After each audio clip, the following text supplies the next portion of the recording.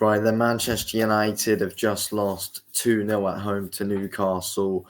And yes, to be honest, it doesn't really hurt anymore at all. I prepared myself for a loss today, and that's exactly what happened. We're just expecting it at this point.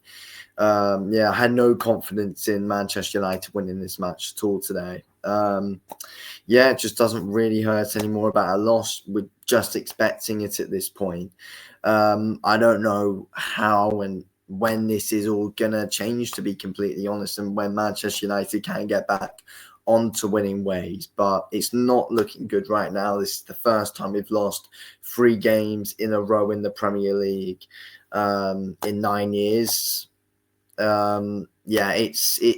not good enough whatsoever, and it's frustrating. It is, but it's just too numb now to really just be screaming and shouting about it, because we're just expecting it, to be honest. I mean, 2 a.m. here in Abu Dhabi, stayed up because obviously we're 4 hours ahead of England over here, and yes, just forced to watch that absolute shit, to be honest. Painful stuff to watch once again from a Manchester United fan perspective. I think that there just wasn't really any positives to take from that whatsoever for us Manchester United fans. It was an absolute shambles once again. And, we're just expecting it. We're just expecting it to this point. I can't really think of any Manchester United player that played well. I thought it was awful from absolutely everyone. The passing was off from everyone. Mazraoui was consistently giving the ball away. Diallo was giving the ball away, running right into the Newcastle players. Dalot was running right into the Newcastle players. Everyone was. Martinez was giving the ball away. Maguire was giving the ball away. Everyone was, at the end of the day. Everyone was giving the ball away. Rasmus couldn't really do anything with the ball whatsoever. Casemiro was poor in the midfield when he was on. Garnacho came on, didn't do anything. Anthony came on, didn't do anything. It was one frustrating game to watch. There were loads of players who just went unnoticed that whole game as well for us. So, what do you expect from some of these Manchester United players now? Though I don't think that any of these Manchester United players are going to be able to take us back to where we want to be, because the players are the main issue here. It's not the manager, and I said it the whole time when Erik ten Hag was still here.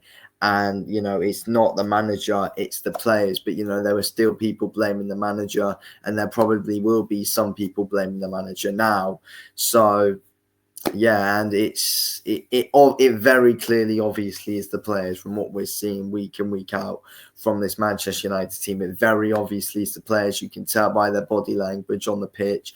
And it's just the same old thing that for every single manager that we get, it just seems like no manager can implement their ideas properly. And the reason for that is because very clearly it's the players that just can't work for it whatsoever.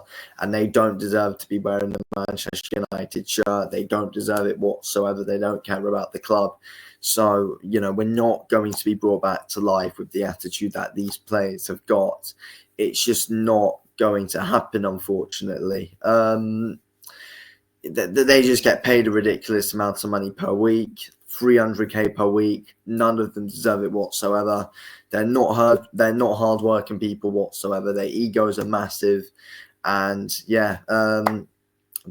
all these Manchester United players don't understand what it is to play for this club. I mean, all of us Manchester United fans are ridiculously passionate, and the players just don't care. They don't play for the fans whatsoever. Look, I can tell how much Ruben Amorim wants it as well. Ruben Amorim knows what it is to manage Manchester United. You can tell Ruben Amorim does care about the fans. He always wants the players to go to the fans after the match, give them a clap, because Ruben Amorim appreciates us Manchester United supporters. But these players don't at all. And That's why this club is not going to be brought back to life under any of them, to be honest.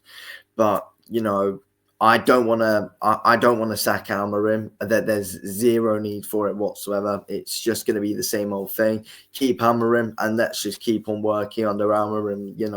That we can't sack a manager and go under another process. It can't happen. It's the players that need sacking at this point. To be honest, I mean, people will say that we were positive in the second half. We were better than what we were in the first half in the second half, but it was still an absolute shit show in that second half, to be completely honest with you. It still was not good enough whatsoever. We can't score goals. We're not clinical enough. We waste chances. We play at a ridiculously slow pace. Yeah, Xerxes as well in that first half was absolutely shocking, to be honest with you. Xerxes was shocking in that first half. Ericsson gives the ball away too much. Yeah, I think I've basically spoken on every player now who started. I've talked about Garnacho. Yoro, when he came on, again, giving the ball away. Missed a header, though, which was unfortunate from a corner. He was close there.